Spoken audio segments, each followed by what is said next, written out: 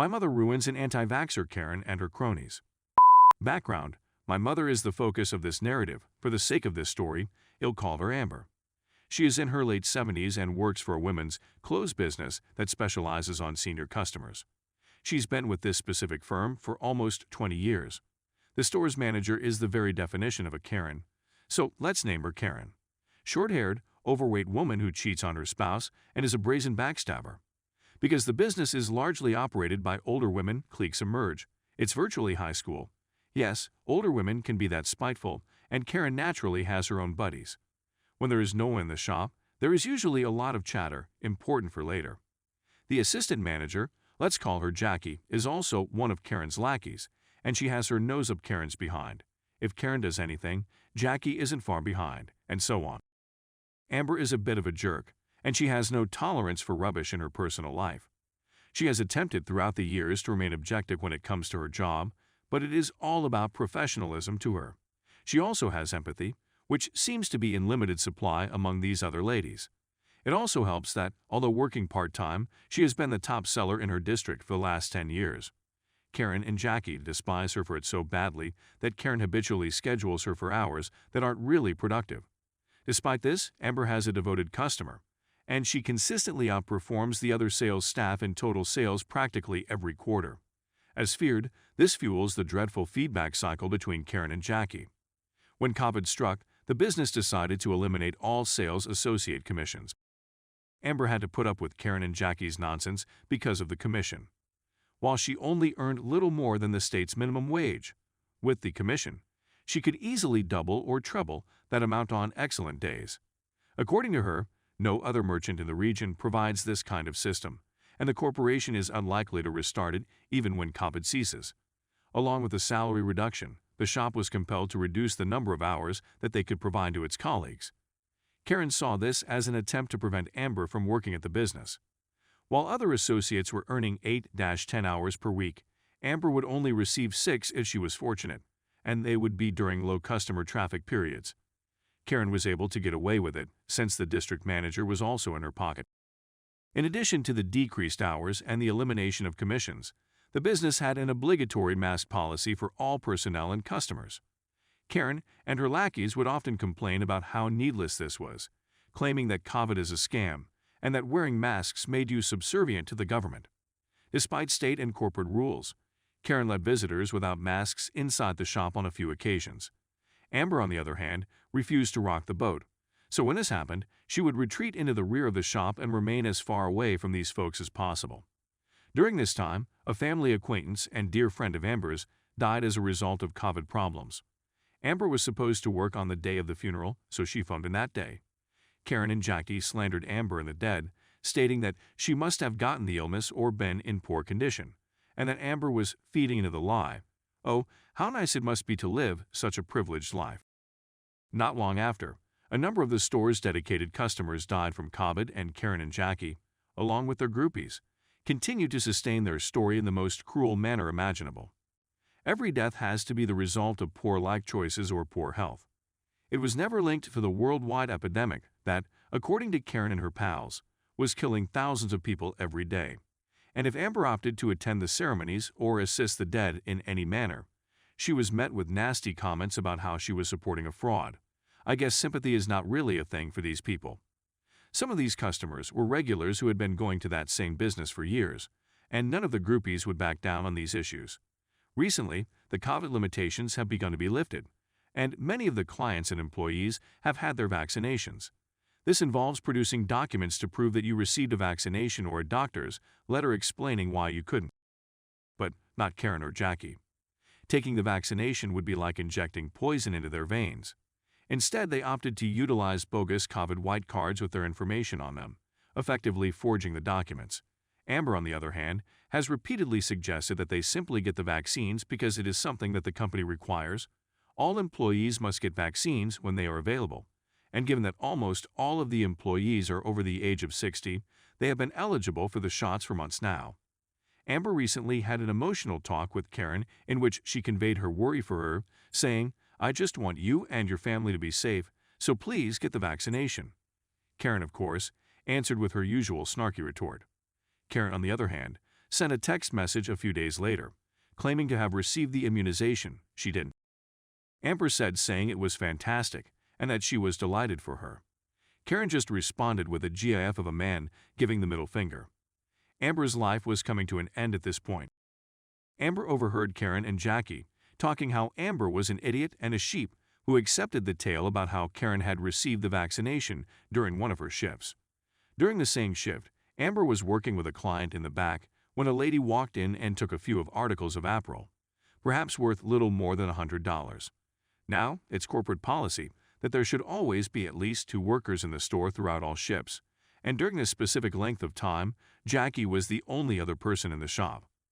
According to the surveillance cameras, Jackie was up in front of the business, playing with her phone, when this lady entered. Normally, if someone steals anything from the business, the norm is to avoid confronting them and instead notify security after they've departed. This is mostly to prevent legal action and to safeguard workers if these individuals chose to become violent. It has happened in the past. Amber got a phone call from Karen that evening informing her that she was on probation awaiting an investigation for permitting this lady to steal from the business. Given the company's anti-theft stance, this made no sense. Amber finally decided she had enough at this time. This probation eventually resulted to Amber's dismissal, although the official reasons was a little hazy. The revenge. I almost forgot to explain that Amber requested me a few years ago to teach her how to record things on her phone, and thankfully we live in a single consent state. As a result, Amber had recordings going back years of these ladies backstabbing her and chatting about very scandalous stuff.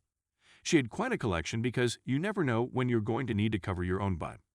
Amber has gone to HR many times over the years with no success, even with her recordings.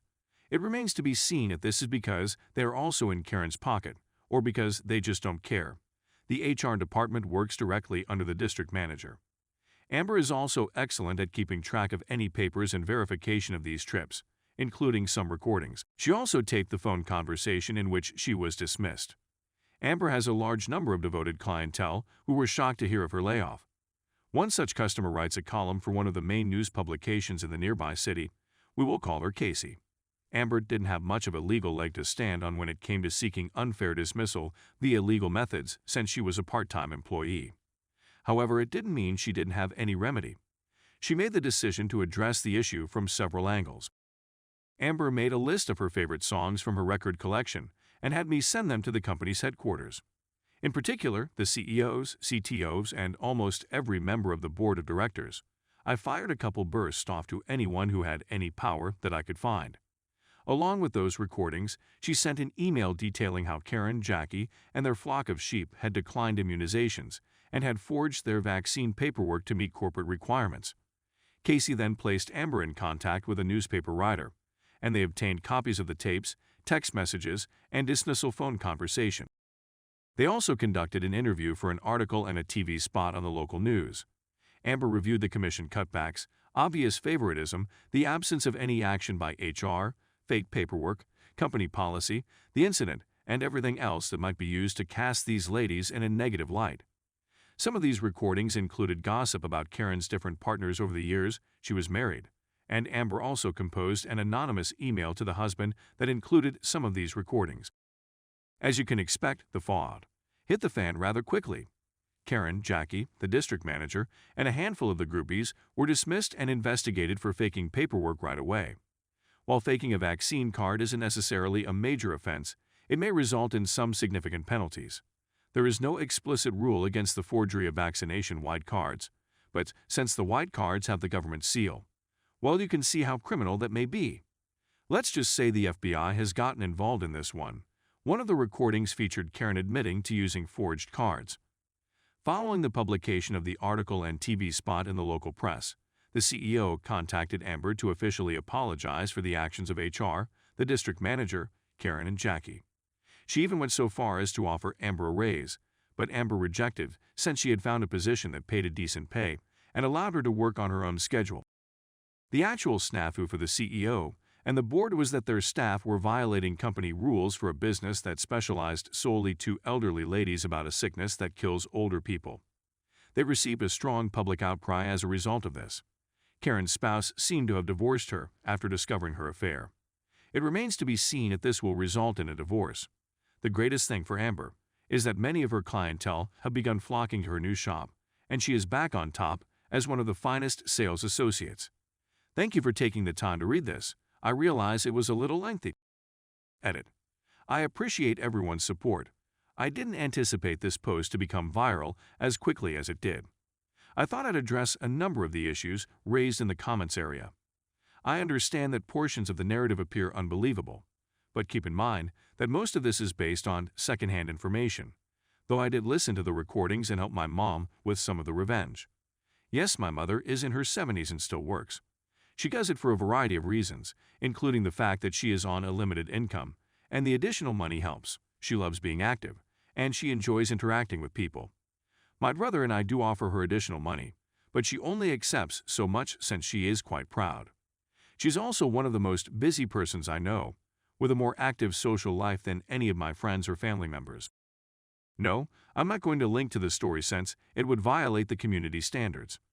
My mother's name is there, as are the names of a couple of the individuals involved, as well as the name of the firm itself.